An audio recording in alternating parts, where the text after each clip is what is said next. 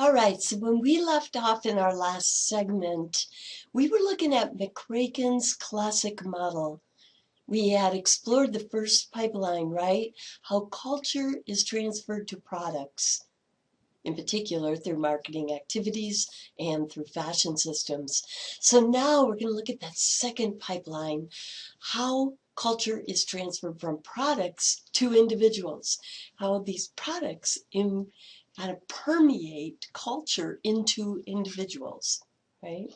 And that is primarily through rituals. So we're going to explore here some different kinds of very interesting rituals.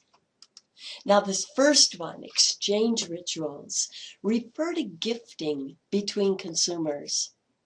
And if you think about the culture that's kind of value that's kind of installed in gifts, parents who want to, let's say, install the cultural value of intellectual curiosity into their daughter might give her a book for her birthday. Even unfulfilled gift requests can communicate cultural values. Let's say kids who receive a detective computer game instead of their requested World of Warcraft may decode messages about what's acceptable forms of fantasy, right? Even gift wrapping can express cultural meaning. So in Japan, the symbolic meaning of gifts is far more important than their economic value. So even really inexpensive gifts are elaborately wrapped. Customs around gifting also reflect cultural values. And this is also where we have some really interesting examples in Japan. Japan has some really interesting gifting rituals. First, they often feel an obligation to gift personal and professional acquaintances. I want you to think about this. Japanese gifting of U.S. professionals may be misinterpreted as what? And if you guessed bribing, you're right. Also, consistent with a very strong Japanese cultural value called saving face. I want you to know this term, it's a psychological term. Saving face. I want you to know this term, it's a psychological term. Saving face. Okay? Is defined as preventing embarrassment, saving face. Okay? This is strong in the United States too, but it's particularly strong in Japanese culture. Okay?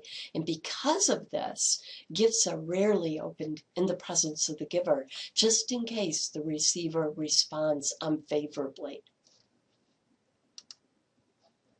Possession rituals occur when consumers display their belongings either physically or vocally.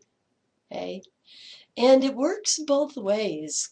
The term claiming is another psychological term I want you to know.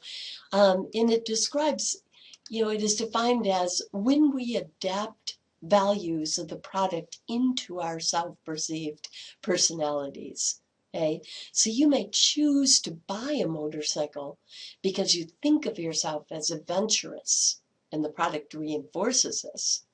But it can also add more advertised motorcycle associated cultural values into your personality, such as freedom and power. So when you find yourself describing to your friends how your motorcycle makes you feel free and powerful, you're engaging in a possession ritual. And it leads to your claiming, adopting those particular qualities into your self-perception of your personality. Grooming rituals allow consumers to abstract cultural meaning from possessions through repeated use. So products such as shampoos, shaving cream, makeup, clothes facilitate these daily grooming rituals, you might say. Okay. Women report very structured and sequential daily grooming rituals, and sometimes even refer to applying makeup as putting on their fill in the blank. If you said face, You are right, putting on their face. Now, preparing to go on a date or to an awards ceremony would be an example of a more elaborate grooming ritual, right? An interesting series of steps found in most men's first date grooming rituals includes changing and rechanging clothes, painstakingly styling one's hair, meticulously shaving, and I love this one, pep talks, especially into the mirror. So these grooming rituals, think about it, they demonstrate consumers' desire to cultivate and absorb the cultural meaning of these products into their personalities. Marketers appeal to these desires with slogans like L'Oreal's "Because You're Worth It" or Monsoon's "Create a Storm," right? Now, I find this last one to be particularly interesting. The last ritual, divestment rituals. Okay? These are rituals we perform when we acquire and dispense of previously owned products. When we acquire and dispense of previously owned products, like, for instance, cars or houses.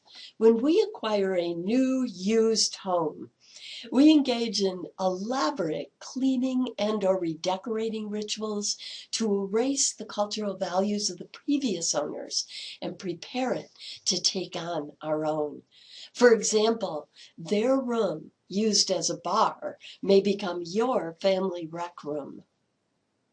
And when we sell our beloved automobile, don't we tend to remove all personal artifacts, sometimes even the floor mats, to prepare the car for its new owners? So in summary, McCracken's model, describes how culture permeates products, remember, through marketing activities and fashion systems, and how products pass this culture on to customers, remember, through rituals. You can think of this also as a feedback loop, too, from the individual back into culture, because culture originates in individual minds. So products instill cultural meaning into individuals, and the individuals feed that cultural meaning back into culture. But where does culture originate? Where did it start? Where does it begin? And we're going to explore that in our next segment.